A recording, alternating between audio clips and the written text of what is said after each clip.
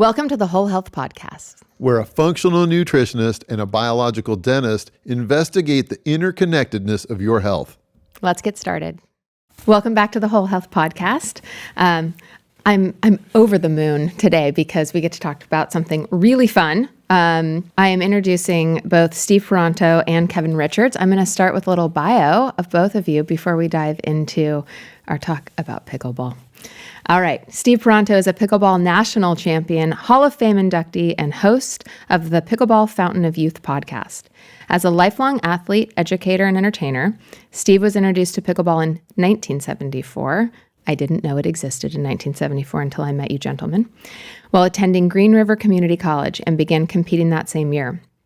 Over the decades, he has contributed to the sport as a player, instructor, inventor, writer, and promoter.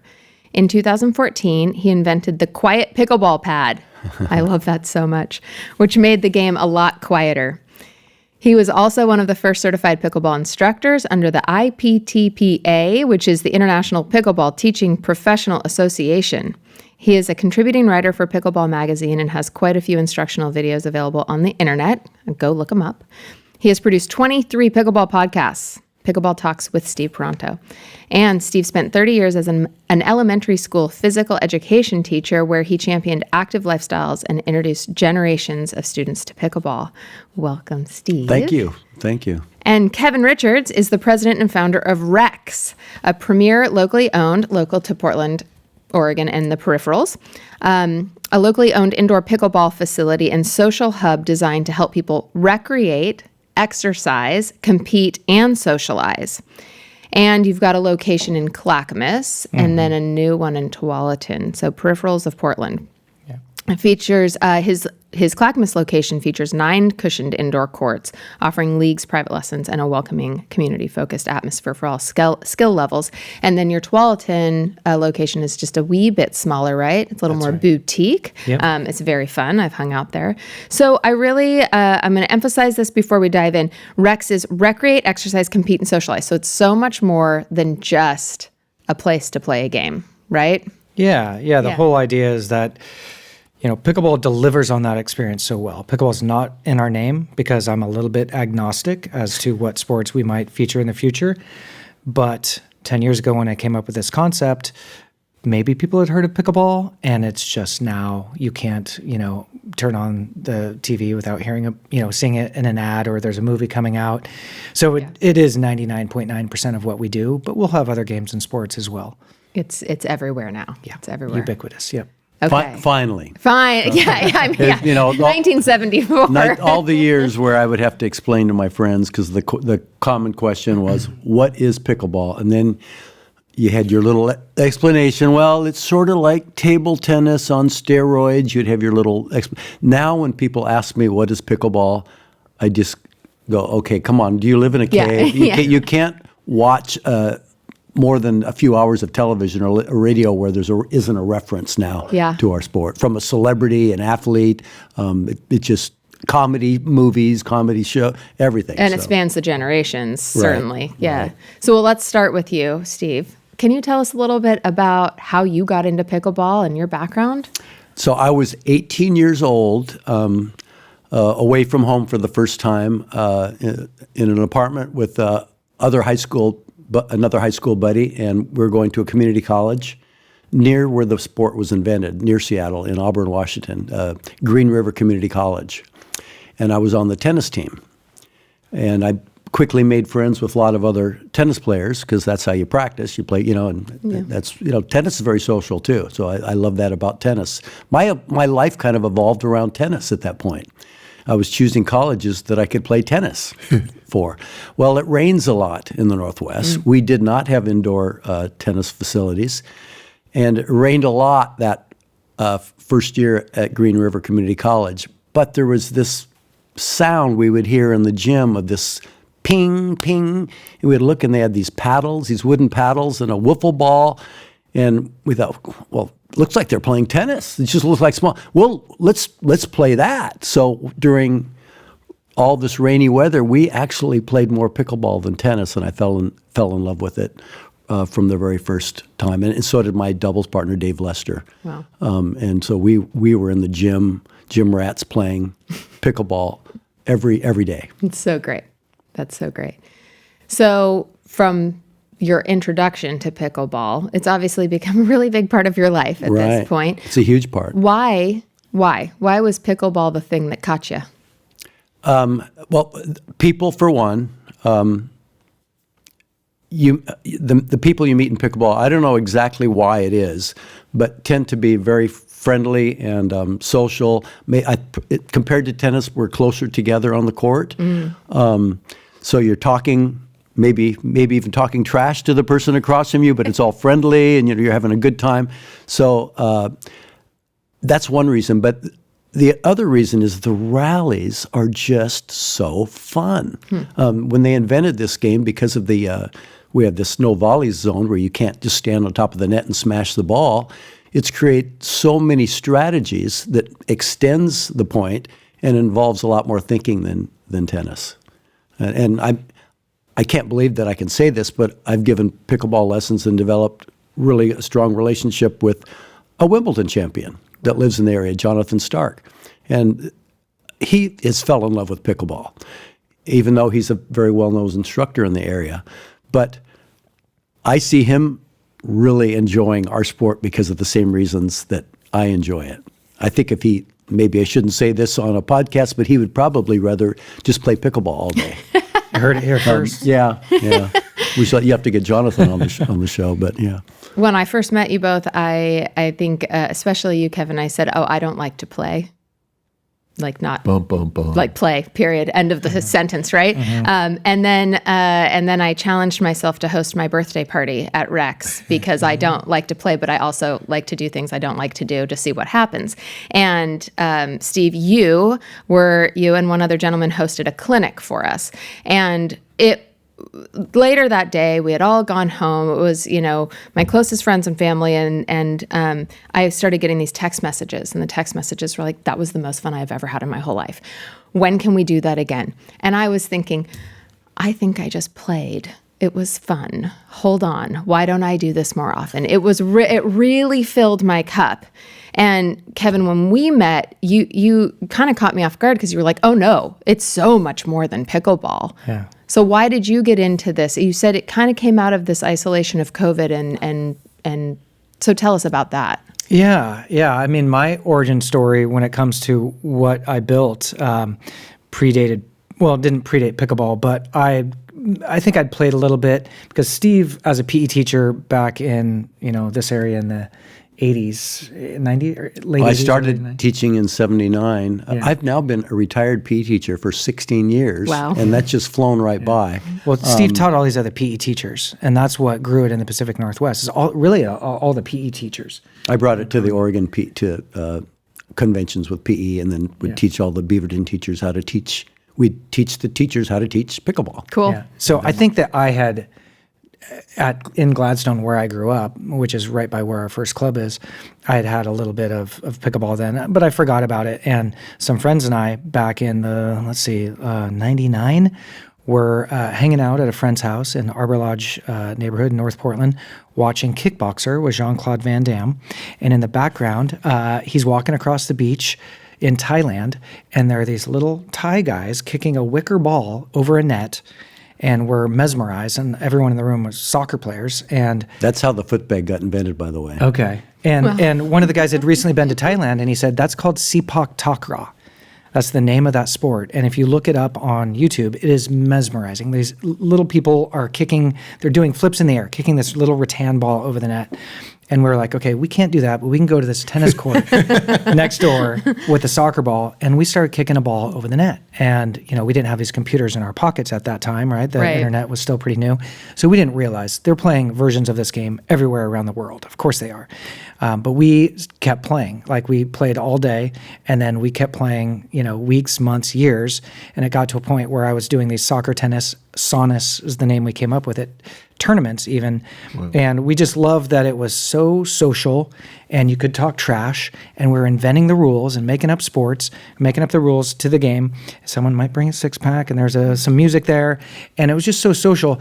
And it was about 12 years ago when I joined the Columbia River Pickleball Club. I got reintroduced to pickleball, and I met Steve, and I was like, everything that these people love about pickleball is what we love about saunas.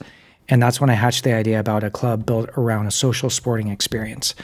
And I just wanted to stay away from, I love, soccer, football, basketball, tennis, but those sports are different. There's places for kids and adults to play those things. And I wanted hybrid, non-traditional games and sports that would be fun. And you couldn't take yourself too seriously, although people do sometimes. That's really the origin story. And so 10 years ago when I was like, Steve, could you imagine a pickleball-specific facility? And this is well before this explosive growth that we've seen. And Steve and others were like, well, that'd be really cool. I don't know if that's ever going to happen. And then COVID just accelerated it. New York Times had an article called, "Is Pickleball the Perfect Pandemic Sport?" And it was just about being able to be, 10 feet away from each other and still have a very social experience. And you're in the cul-de-sac or the driveway with a net and paddles and a ball, and it just blew up. And so potential investors I had been talking to before COVID who were like, pickleball, like maybe I've heard of that. They were now calling me during halfway through COVID saying, are you still doing that pickleball thing? So we were able to sign a lease to our building in Clackamas. Steve moved from Hillsborough, sold his house. Wow. That had a pickleball court behind it. You do a lot of things when you get involved with pickleball. Yeah. Turns you crazy on, huh? Moved to Beaver Creek, and you should ask him about the Paranto Playhouse in Beaver Creek where we record Pickleball Fountain of Youth, because it is Steve's forever place. It is the ultimate man cave. It is wild. It is incredible. Okay, we're going to have to learn about that for sure. Yeah. One of the things, my first introduction to pickleball was some friends had this net and 4 paddles and a piece of chalk, and just drew it out on the asphalt. What it reminded me of is like growing up in the 70s where everything was analog and you truly would make up rules to games, which is social because you're coming up with it with other people. And so tell me more about like what in your facilities then, how is this evolving and such? Yeah, I mean, we leaned into pickleball because it was like clearly, I was like, originally my concept was, we're going to have soccer, tennis, and spike ball and cornhole. But then, it's just been all pickleball all the time. Like people are just rabid, right? So we have 9 cushion courts, and we designed it, to maximize the space that we have there. It's in 20,000 square foot space. And, but, we have nets we can open and close and kind of make it a modular space. But, that there's something about those dimensions, that court, that just lends itself so well to a right sporting experience. And so like you're close enough to each other. And so Steve helped me design it. Like I was calling you. Like, I would be on I remember vividly being on dog walks, walking Diego, and I get a phone call and how much space do I need behind the baseline? How much between courts? And I would, this is great. He might actually do this. Mm-hmm. And I get these phone calls every now and then for about 2 or 3 years. Yeah.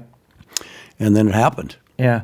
And I mean, I love what you said, Kelly, because that is the true spirit of what we're doing. Is I came up with this term called analog connectivity. Right. We all have these devices that we're tethered to, and, we could go on about brain rot, and I've got all these notes here about like the damage that's doing, but just, getting on a court and playing analog games with other people, it just fires the synapses in the right way. Mm-hmm. It is such a critical part of who we are as humans is purposeful play. Right. And a lot of times it's like not highly structured play where, a lot of kids are like, it's a very curated experience. Right. And it's so valuable for kids to, we grew up in the 80s, right, where you could just go out and play. And it's like, when the street lights come on, you're supposed to be home. But you're making up games. And that's the origin story of pickleball. Like they made up this game. And Steve, I mean, you should tell that story. Like it is really powerful, like how this was invented. And you and your dad, and his dad invented the first composite paddle. He revolutionized the game, Steve and his dad. Like it really is a powerful story, but it is all about that. I mean, it's just about having these analog experiences that are so healthy for us, so important for us, and especially at this time, and the, we can go into the Surgeon General, the last Surgeon General talked about the epidemic of loneliness. Yeah. And, we saw when COVID was kind of ending and we were opening, people were flooding through our doors just looking for human connection. desperate for human Yeah. connection. Yeah. Yeah. And so we're trying to build community. That's really what we're trying to do. And we have people that have become best friends at the club over the last since they've been open 4 years now. Dave and April met there and Oh get yeah, married. we have love so many connections. couples have met playing pickleball. I just Maybe a haven't- few have split up because of on-court disputes. Well, that's why you say the Don't play husbands with and your wives partner. do not- Yeah. and which I found to be very true at my birthday party. But one of the other things that stood out, and I'd love for you to both speak to this, but the youngest person at my little gathering was my 14-year-old niece. And the oldest person at my gathering was my 80-year-old Your dad. father-in-law. He did really well, by the right? way. And he was really happy about that at the end. And he felt really good, but he also just had a blast. But everybody in between, we were all connecting with each other. My 19-year-old son has an affinity for pickleball. It's an area where, it is an interesting sport. You can play until you're, as long as you're fairly well, you can play until you die. Joyce Jones is 93. She's Norm Davis. Norm Davis at our club. In the Pickleball Hall of And Fame. we got 90-year-olds competing. Norm comes and watches his grandkids and great grandkids, and he plays 3 times a week at our club. He's 93. Yeah. So speak to that a little bit. Speak to this generational, divide we're normally seeing, but we're not seeing in this sport. Well, I love it because I'm with young people, I'm with old people every day. I'm with the span of ages that I'm with and close relationships that I wouldn't have if it wasn't for pickleball. There's no doubt. When I was a little bit late here today because I had a phone call from 3 of my pickleball friends. Says, Tanner's on YouTube right now playing in the collegiate. He's on center court. This is one of my kids I coached. Oh. So I turn on the TV and there's Tanner. And he's coming home this week. I just gave his mom lessons 2 days ago. There you go, case in point. And now I've got him, we developed this relationship where I've got him bowling now. And now he just joined a bowling league at college besides being on his college pickleball team. And I can't wait for him to come. He's going to be coming here Tuesday for his early spring break. I can't wait to go bowling with him. So great. And this all started because of our pickleball relationship. I think one of the things about pickleball, though, is that, power alone is not what's going to make you dominant, right? Mm-hmm. Like, there's strategy that, Steve's always teaching about how he has a clinic called Beat the Bangers.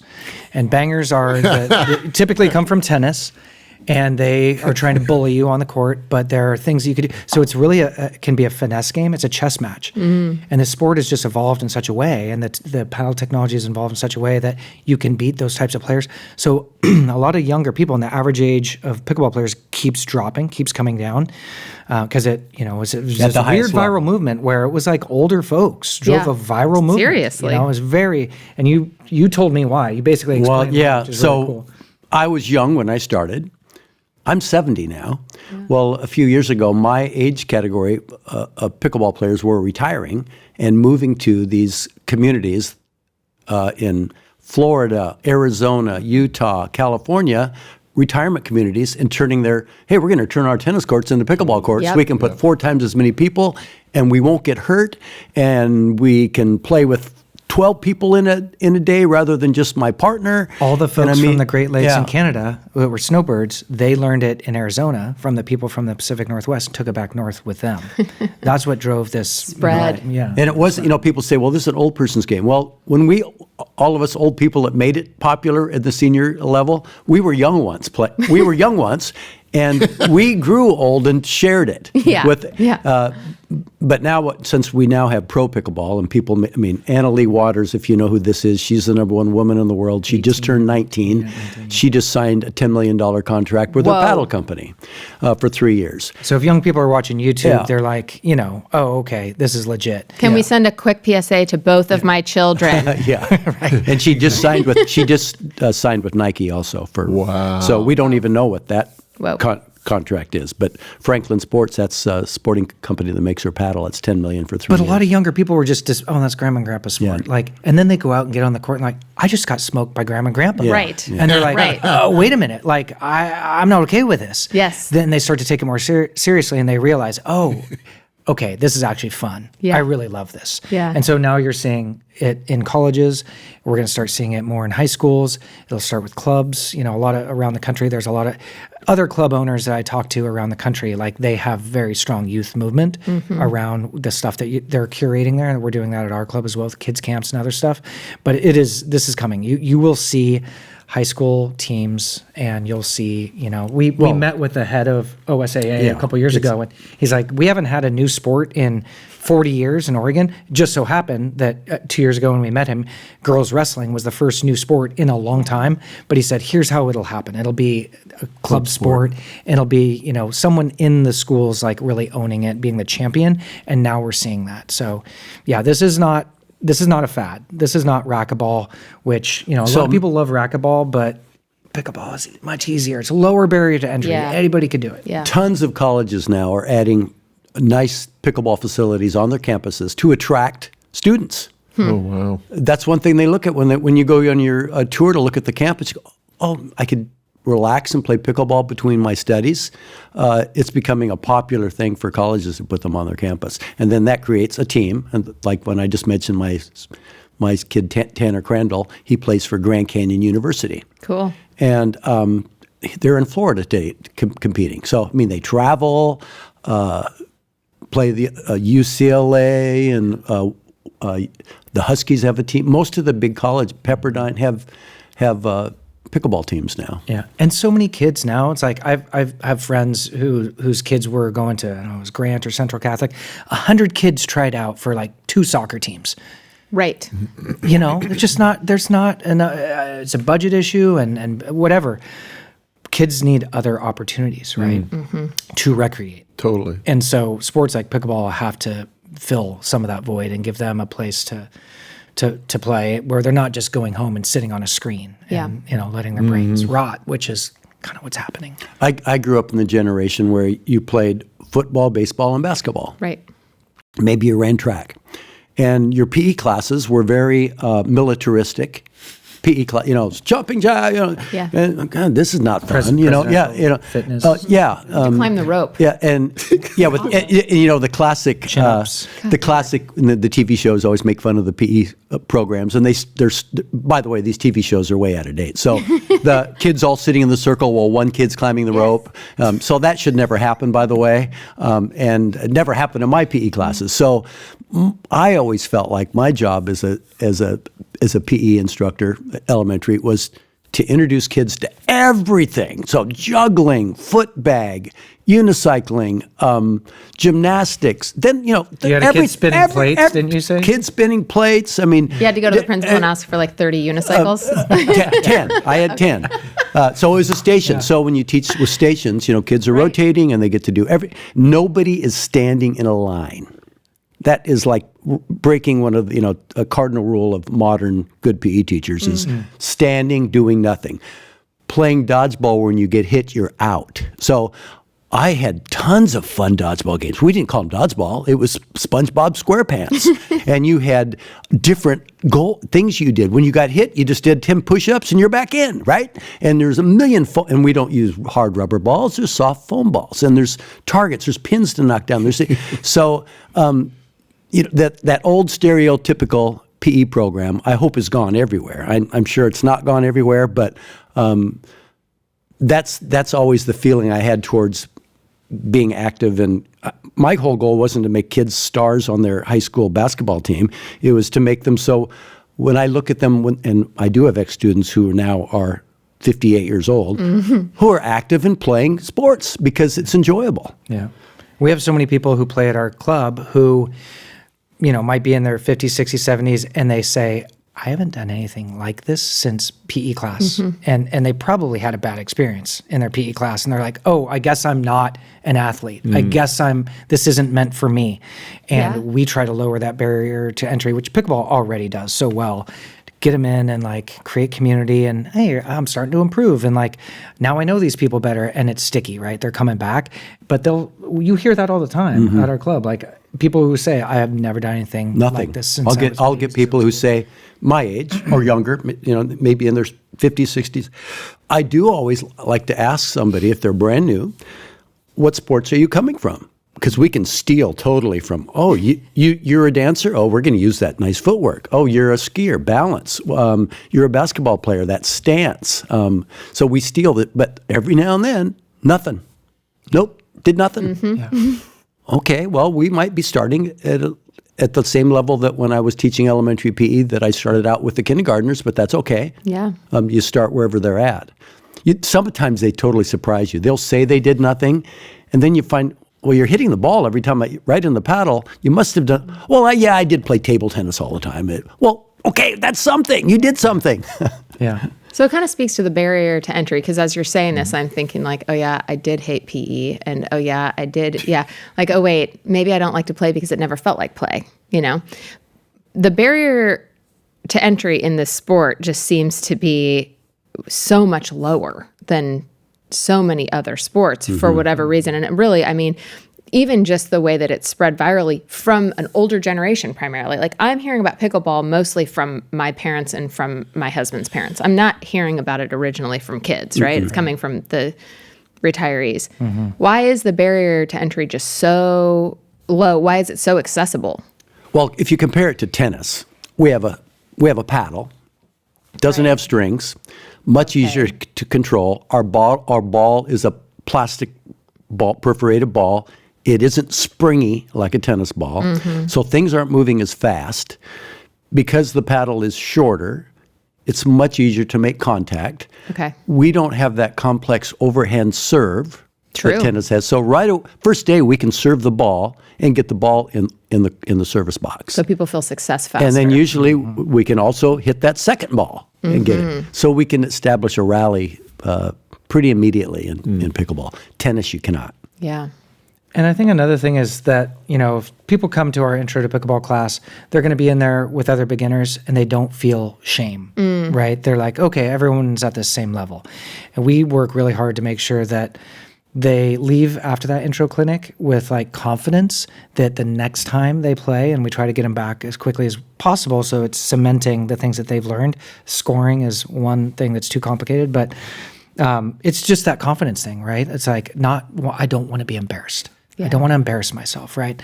And I think pickleball generally does a really good job of that. But, trying to get people like creating a habit and like building a cohort of, hey, you guys all took this together. Let's keep you together a little bit. So we'll do things to connect them so that they're like, okay, this is a thing I feel like I should do.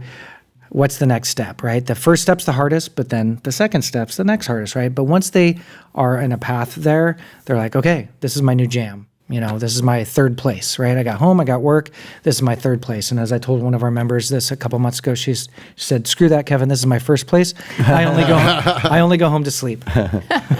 So what, like, you have memberships, or how does that work? Yeah.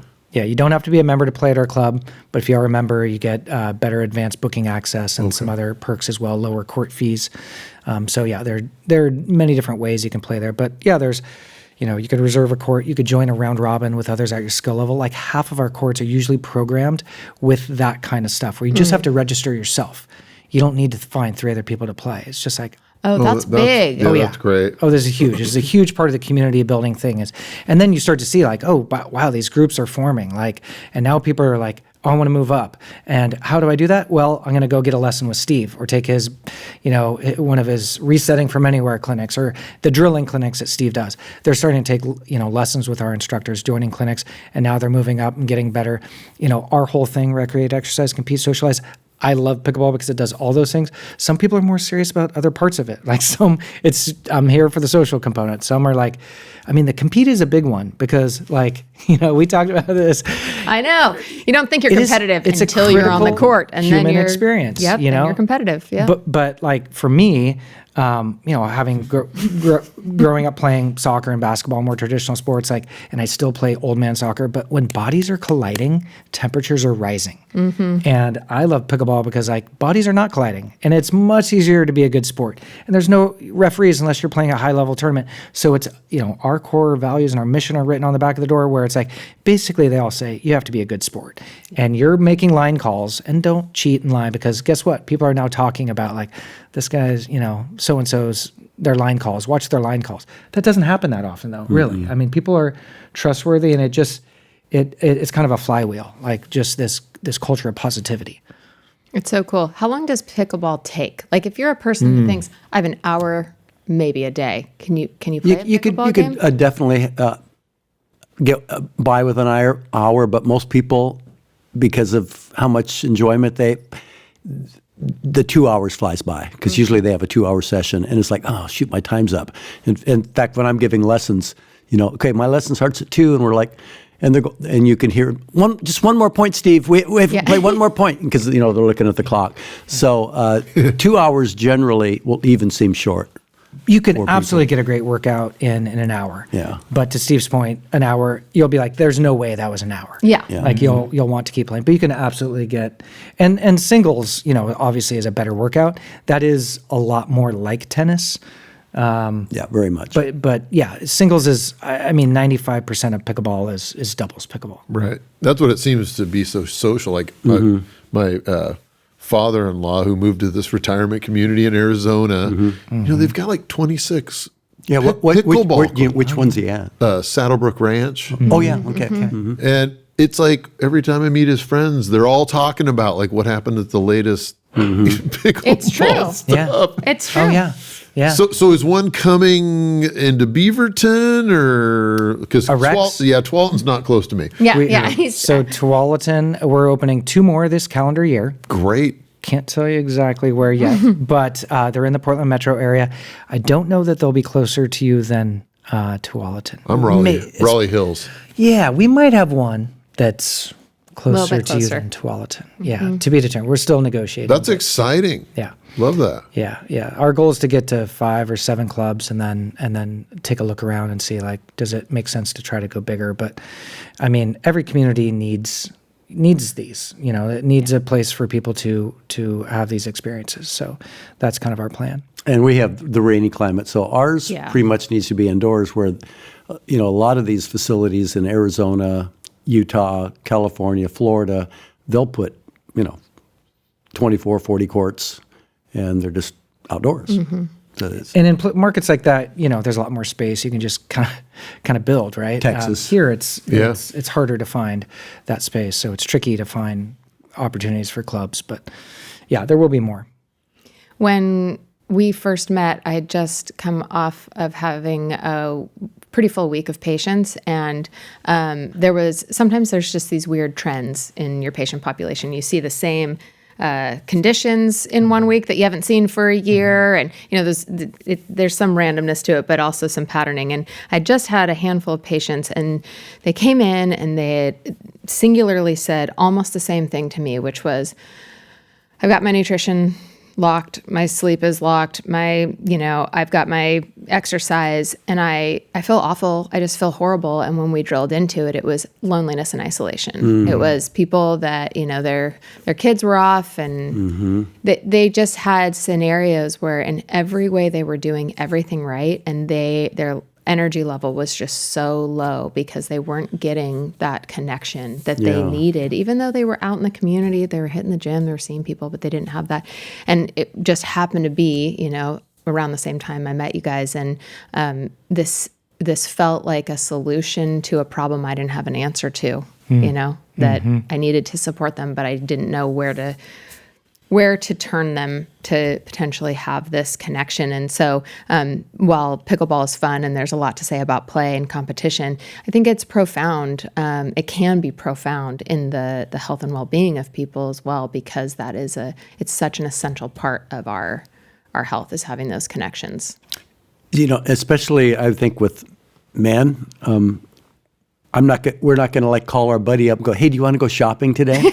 No. But men usually want to do activities together. Yes. So hey, do you want to go fishing? Do you want to go golfing? Do you want to play pickleball?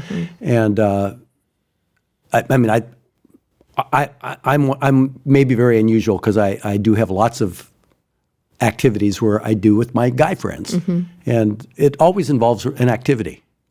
That's usually a sport, and pickleball is just the perfect one for all of those. Golf's a good one for that too, but you're only with 4 people all day. There are so many. It's long. There are so many stories that we've heard over the last 10 years, the last 5 or 6 especially. Pickleball saved my life. pickleball saved my life. Like we hear it from members at our club, and it could be like, my health was, I just was not eating healthy, and I, was overweight or whatever, and I've lost 50 pounds. Like those stories abound. Or I lost a significant other. Yeah. And I was lonely, and like, oh my God, like I have a community now. Like for me, like I get stuck in, and it's funny, I talk about analog connectivity, and I'm behind a screen, like working and trying to, build a future for our employees and for our members. But it's so recharging to me when I go into the clubs and people come up and say, thank you. Yeah.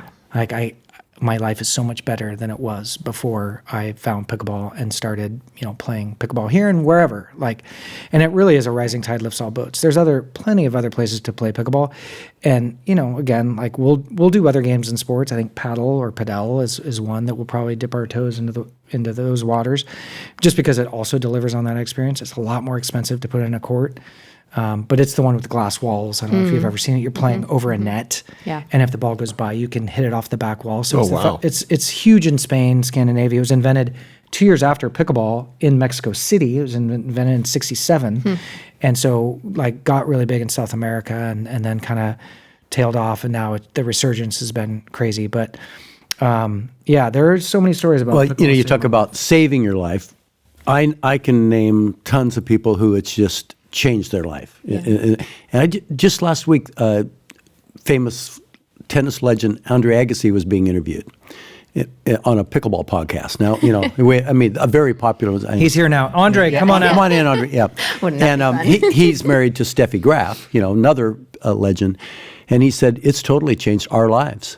He says, we're in our 50s now where you're supposed to be having less friends. And because of pickleball, we have more friends than we ever dreamed of having. Now, how many people can say that as they get older? Yeah. That now, because of this sport, I have more friends than I would have. I mean, a lot more. It's not even.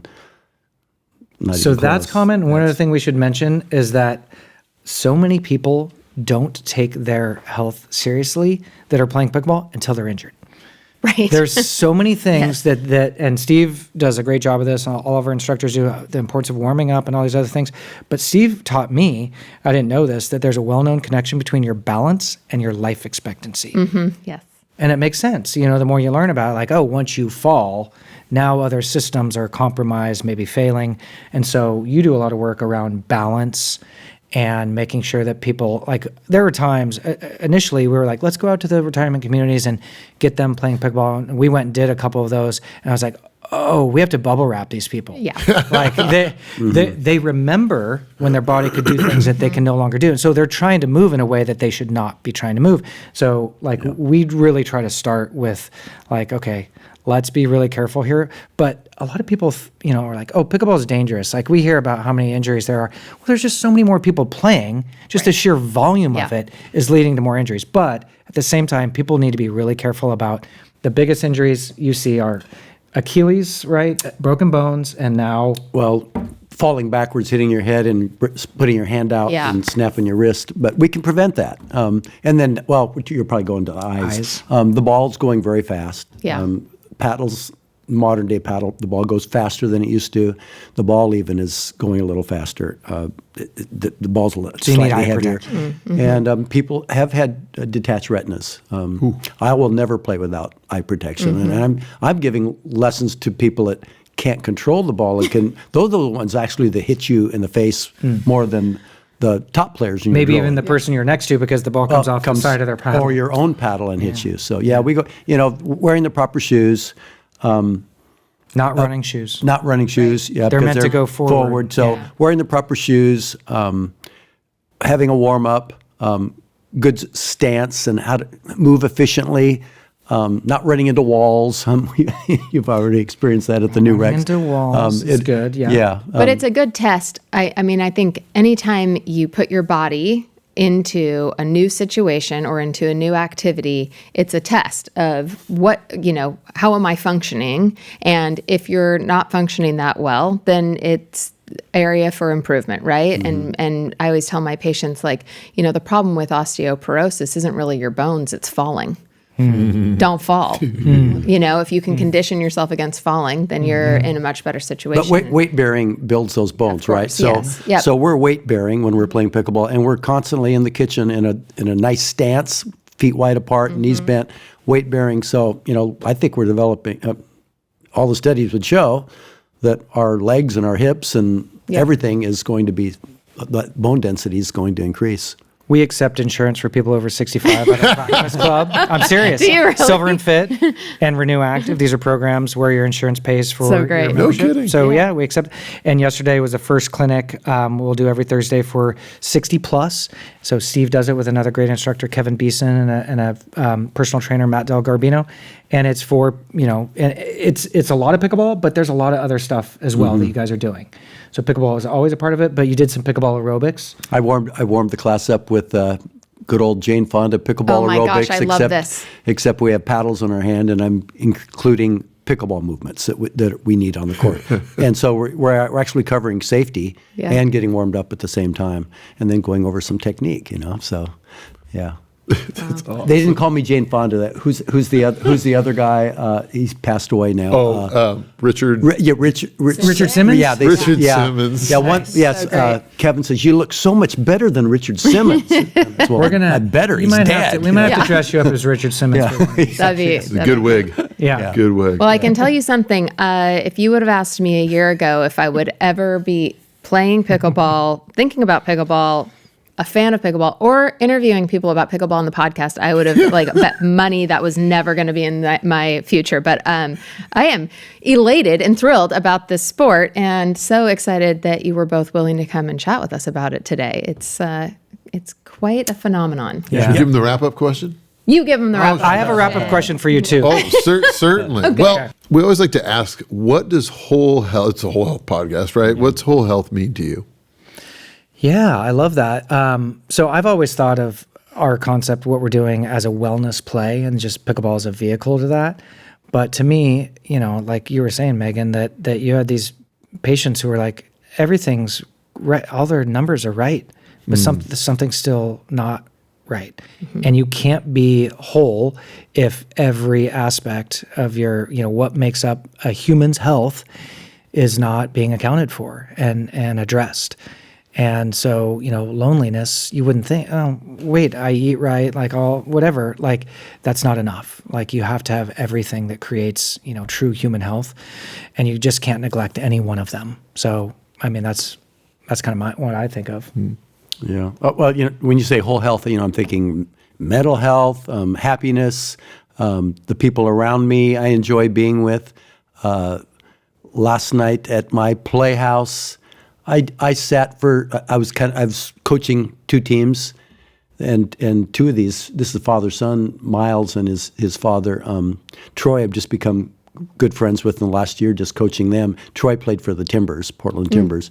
And just sitting there watching my friends have fun with each other, that, you know, how, you know, scale 1 to 10, I'm a 10, happiness, just there coaching, so. Yeah, so great. May I ask you guys what your opinion is on the concept of blue zones and Ooh, you have a wrap-up question for us. centenarians? Okay. Because Loma Linda was the only American community. There happens to be a very robust, wait for it, pickleball community there. What? Yeah. Ooh, But that's new information just for really me. curious your take on that idea. You want to answer before I answer? Studies show there's a lot more flossing. My sister's a dental hygienist. I've learned a lot about the health of what happens in our mouth, for sure. Go ahead, Meg. Okay. So I've long known about the blue zones, and I've lived in Italy, and I've spent time in some of these blue zones. And so patients ask me about this all the time. And, you know, I'm a nutritionist. So there's a food element. There's a movement element. You know, the little village I lived in Italy, everyone had a beautiful diet, and almost every adult smoked every day. And then they walked up this really steep hill, and they walked all day long, and they lived into their 90s. Plenty of red wine. Yeah. I was like, okay, I'm scratching my head here. But the conversation that I've long had with my husband after living there, in the vein of blue zones, is the community changes everything. It's the same conversation we've been having. Yeah. There is an essential aspect to human life, which is human connectivity and tribalism in that, where you have something that binds you. It's not just that you're around people, it's that you're around people that you have commonality with that make you feel safe. And so that safety shifts the nervous system. In Sardinia, it's generations and generations of people that have cared for each other. You grow up in a sense of having a place that is your Community. place. Wow. And so I do think all the other stuff matters, but I think that sense of safety is the foundation for everything, and the safety comes from that connection. I love that. Thanks for being here, There you guys. go. Yeah. This was absolutely awesome. lovely. Thank you guys so fun. much. I had to get my fun. knee fixed so I can go out Yeah. and do some pickleball here. Can't wait to see you on the court. Absolutely. Congratulations on everything you're developing. It's super cool. Thanks so much for tuning in to the Whole Health Podcast. If you enjoyed what you heard today, please follow us on social media and wherever you listen to podcasts. You can find out more about us at thewholehealthpodcast.com. You can find me on my website, blodgettdentalcare.com. And you can find me at bioloungepdx.com or learn more about my organic soluble fiber supplement, Fluorosophy, at thinkfluorosophy.com. We look forward to seeing you next time.